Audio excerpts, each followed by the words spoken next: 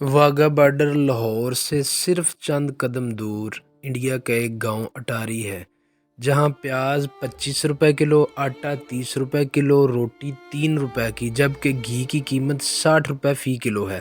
وہاں سے چند قدم ہی پیچھے آئیں گے تو آگے لاہور کا گاؤں برکی آتا ہے، جہاں پیاز 230 روپے اور آٹا 160 روپے کلو ملتا ہے اور روٹی 25 روپے، جبکہ گھی 550 روپے کلو ہے۔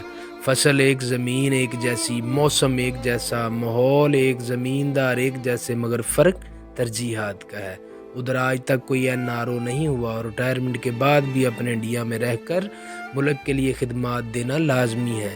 وہاں نہ کوئی بھٹو بھی تک زندہ ہے، نہ ہی کسی گدھے کو شیر کہا جاتا ہے، اور محب وطن افراد کو اپنا راستہ صاف کرنے کے لیے نہ ہی کوئی دھمکیاں دیتا ہے اور انہیں قتل بھی نہیں کیا جاتا۔ بس یہی فرق ہے، یہی فرق ہے، یہی فرق ہے۔